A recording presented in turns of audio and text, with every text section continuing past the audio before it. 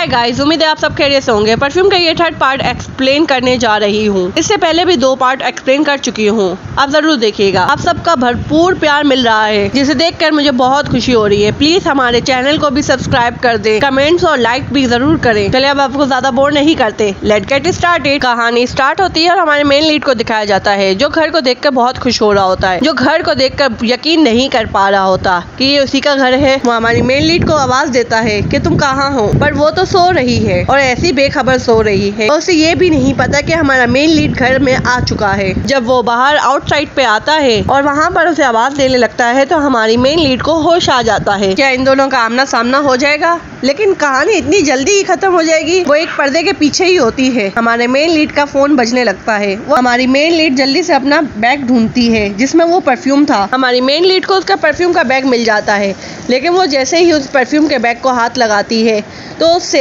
Statue गिर जाता है। हमारा मेन लीड उसकी तरफ आ ही रहा होता है तो वेदर चेंज होने लगता है, यानी कि उसने परफ्यूम यूज कर लिया, क्योंकि हमें पता है वेदर जब ही चेंज होता है जब वो परफ्यूम का यूज करती है। वो डरते डरते उधर जाता है तो देखता है कि वो फटे हुए कपड़ों के साथ लेटी हुई है। वो परेशान हो जाता है कि इसके कपड़े कैसे फट गए और वो सोचता है क्या ये सच में इस दफा मर गई है। और वो आँख खोलती है और वो उसको देख कर पूछता है क्या तुम्हें कोई बीमारी तो नहीं है। और वो कहती है मेरा पेट, मैं इतना काम करूंगी और खाना नहीं खाऊंगी तो पेट में दर्द तो होगा ही, मैं भूख की वजह से मर जाऊंगी। हमारी मेन लीड जीहू कपड़े चेंज करके आती है तो सियोस से पूछता है कि ऐसे कैसे मुमकिन है कि तुम्हारे कपड़े फट जाएं। और वो उससे कहता है अब ये मत बोलना कि तुम एक वेयरवुल्फ में बदल जाते। हमारी मेन लीड जीहू बोलती है अच्छा मजाक है, और ये कहते हुए उसे मारती है। तो वो बोलता है कुछ ज्यादा ही जोर से लग गया। तो वो कहती है मैं कुछ ज्यादा ही स्ट्रॉन्ग हूँ, और ऐसे ही अजीब सा बहाना बना दे। फिर हमें दिखाया जाता है कि वो दोनों रेस्टोरेंट जाते हैं जहाँ पर जीहू खाना खा रही होती है। तो हमें पता चलता है सियो सिर्फ ऐसी ही जगहों पे खाना खाता है क्योंकि वो कुछ ज्यादा ही सेंसिटिव है खाने के मामले में भी। जीहू उसे ऑफर करती है कि मैं तुम्हें खाना बना कर दूंगी सिर्फ $500 में, वो भी तीनों टाइम। और वो बताती है मुझे जापानीज, कोरियन, वेस्टर्न सब खाना आता है बनाने। और वो इससे बोलती है कि मुझे कुकिंग के अलावा बेकिंग करने भी आती है,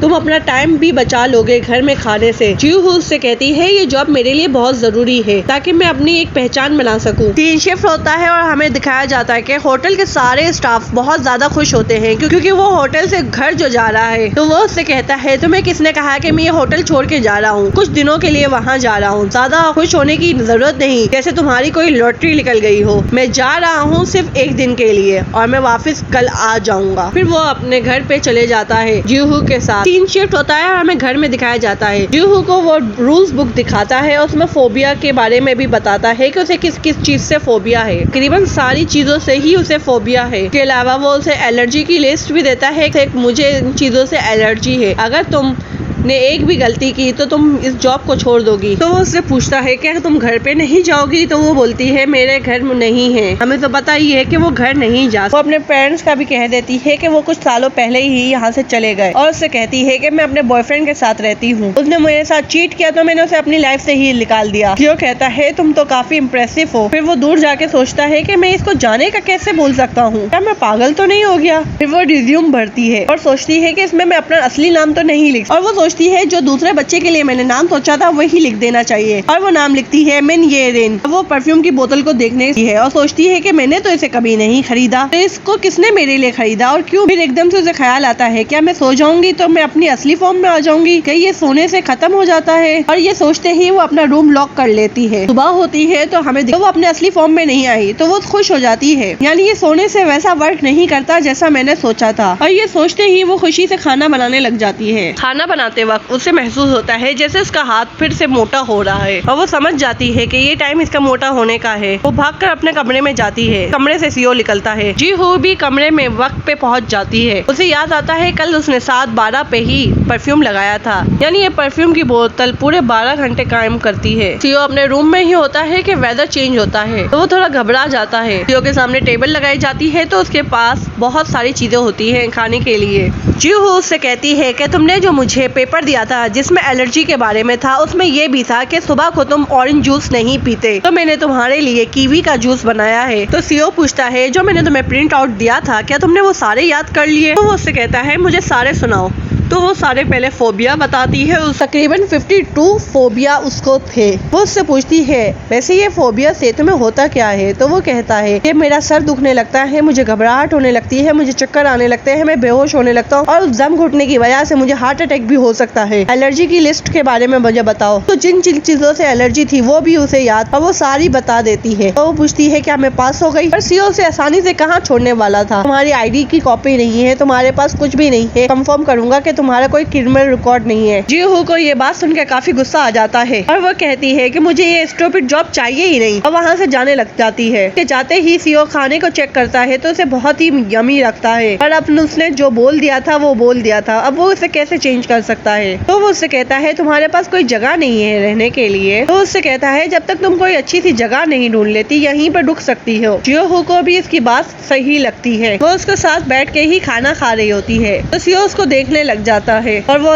एकदम से उसे देखते हुए कहने लगता है यहाँ से जाओ, मुझे गूस बम आ रहा है तुम्हें देखकर। सीओ जब अपनी बुक लेकर बाहर आता है तो देखता है कि वो बाहर खाना खा रही है। मुझे पुरानी कुछ बुरी मेमोरीज याद आ जाती है जब मैं तुम्हारा चेहरा देखता हूँ। जीहू बोलती है कोई बात नहीं, मैं इस चीजों की आदी हो गई हूँ, वैसे भी मैं अकेले ही खाना खाती थी बैल्कनी में। वो कहती है कि वो कहता था कि मेरे साथ बैठ के खाना नहीं खाओ, इसी वजह से वो खाना नहीं खा पाता था। तो सीओ पूछता है कौन कहता था? तुम्हारा एक्स बॉयफ्रेंड? तुम इस तरह के इंसान के साथ रह कैसे सकती थी? मुझे अब अकेले खाने की आदी हो चुकी हूँ, मुझे कोई प्रॉब्लम नहीं है। फिर सीन शिफ्ट होता है, हमारे मेन लीडियो अपने पीए के साथ होता है, वो उसके लिए ड्राइव कर रहा होता है। तो वो उससे कहता है कि मुझे बैकग्राउंड चेक करवाना है। तो उसका पीए बोलता है इस दफा किसने तुम्हें तंग कर दिया? वो उसका रिज्यूम उसे देता है और उसे बोलता है इसके बैकग्राउंड के बारे में मुझे सारी चीजें जाननी है।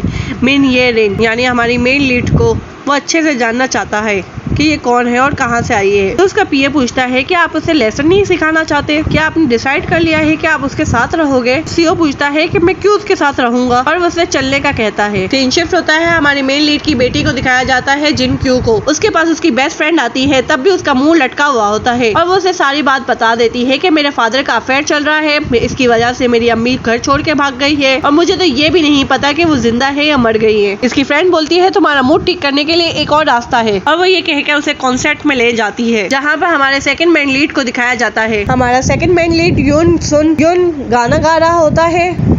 उसके बाद स्टेज पे अनाउंस होता है कि हम एक लकी ड्रॉ कर रहे हैं और वो लकी ड्रॉ हमारी मेन लीड किम जीत जाती है क्योंकि उसकी सीट नंबर भी 7 था और उसे लकी ड्रॉ में उसे युन के साथ बात करने का मौका मिलता है और तस्वीर का पिलो मिलता है। युन उसे कहता है तुम बिल्कुल मॉडल की तरह हो, तुम्हें ट्राई करना चाहिए। फ्रेंड बोलती है कि ये पिक्चर मुझे दे दो, तो वो बोलती है मैं तुम्हें नहीं दूंगी। तो वो बोलती है तुम कितनी मीन हो, तुम तो इसको पसंद भी नहीं करती। तो वो कहती है कि मैं नहीं करती लेकिन मेरी मम्मा बहुत ज्यादा पसंद करती है, मैं ये उन्हें देना चाहती हूँ। और वो अपनी मम्मा की पिक्चर दिखाती है। तो वो कहती है कि मेरी मम्मा ने कभी भी पिक्चर नहीं ली और वो वेट गेन कर वो यहाँ तक कहती है कि मैं अपने दोस्तों को भी इसी वजह से नहीं घर पे बुलाती थी क्योंकि मुझे लगता था कि मैं एम्बेरस होंगी। मेरे पापा और मैंने अब हमारी मम्मा को इग्नोर करना शुरू कर दिया। ये सारी बातें सुनकर उसकी फ्रेंड रोने लगती है। फिर हमारी मेन लीड जीहू को दिखाया जाता है जो अपना पास्ट याद कर रही होती है और हमें दिखाया जाता है कि वो पास्ट पे भी अपने मॉडलिंग का काम कर रही थी। तो एकदम से उसके पेट में दर्द होने लगा। जब वो हॉस्पिटल जाती है तो वो पता चलता है कि वो माँ बनने वाली है, उसे अपने सारे ड्रीम्स तोड़ने पड़ेंगे। यहाँ पर टी आके उसे प्रपोज करता है और कहता है तुम अपने सारे ड्रीम मेरी वजह से तोड़ रही हो, मैं तुम्हें सच में प्यार करता हूँ, क्या तुम मुझसे शादी करोगी? और ये सोचते ही वो सोचती है कि इस दफा मैं अपने ड्रीम से पीछे नहीं हटूंगी, मेरा सपना पूरा करने का ये मेरा लास्ट टाइम है। ये सोचते ही वो सुबह 7 बजे परफ्यूम को यूज करती है तो वो चेंज नहीं होती, यानी अगर वो परफ्यूम की बोतल पहले ही इस्तेमाल कर लेती है ने उसी फॉर्म में रहेगी। तो फिर वो एडजस्ट करती है कि इतनी बोतल है और मैं इतना दिन में लगाती हूँ, 1 साल आराम से यूज कर सकती हूँ इस बोतल को। और वो सोच लेती है कि मेरे पास सिर्फ 1 साल है अपना सपना पूरा करने के लिए। सीन शिफ्ट होता है, हमारी मेन लीड की बेटी को दिखाया जाता है किम को अपनी फ्रेंड की तस्वीरें ले रही होती है। वहाँ पर युन भी आ जाता है और वो कहता है कि तुम खुद देखने में काफी खूबसूरत हो, तुम्हें मॉडल होना चाहिए, लेकिन ये तो इसकी इमेजिनेशन होती है। फिर से सीन शिफ्ट होता है, हमारी मेन लीड को दिखाया जाता है जीहू जो टोफो बना रही होती है जियो के लिए घर में। वो कहता है कौन है ऐसा जो टोफो घर में बनाता है? तो वो कहती है मैं बनाती हूँ अपनी फैमिली के लिए। तो वो उससे पूछता है क्यों बनाती हो? वो बोलती है पता नहीं मुझे। वो कहती है शायद मैं सुपर वुमन हूँ हूँ जो हर चीज परफेक्ट करना चाहती है, पर वो कहती है इतनी मेहनत करके भी कोई फायदा नहीं।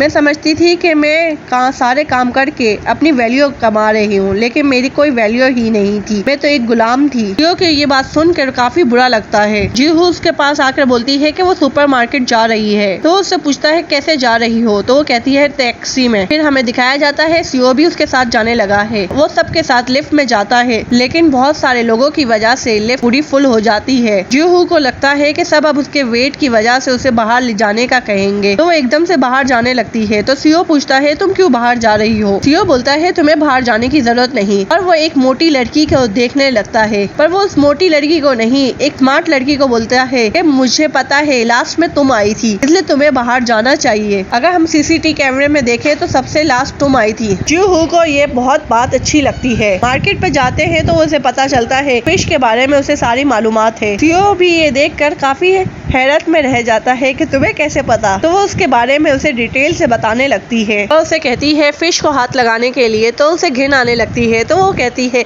जब तुम्हें इतनी ही घिन आ रही थी तो यहाँ आए क्यों मेरे साथ? वो अभी ये बातें कर ही रही होती है कि वो अपने हस्बैंड टी को देखती है। टी के साथ उसकी गर्लफ्रेंड भी आई होती है। वो इन दोनों को एक साथ देखकर घबरा जाती है और इसी घबराहट में वो सीओ को किस करने लग जाती है। अभी वो किस करती ही है कि सीओ से रेपिस्ट बुलाने लग जाता है और पूरे मॉल को अपने सर पे उठा लेता है। जीहू वहाँ से भाग जाती है। सीओ घबराया हुआ होता है, उसके पास टी और उसकी गर्लफ्रेंड भी आती है। पूछते हैं कहाँ है रेप? वो जीहू की तरफ इशारा करता है जो भाग रही होती है। तुम मजाक कर रहे हो क्या? उसने तुम्हारे कुछ कर सकती है वो तुम्हारे साथ? और वो वहाँ पर लेडी से पूछता है क्या हुआ इसके साथ? सीओ भी कुछ परेशान ही दिख रहा होता है, उसे भी समझ नहीं आता कि उसके साथ क्या हुआ। कहानी यही खत्म होती है। Okay bye bye.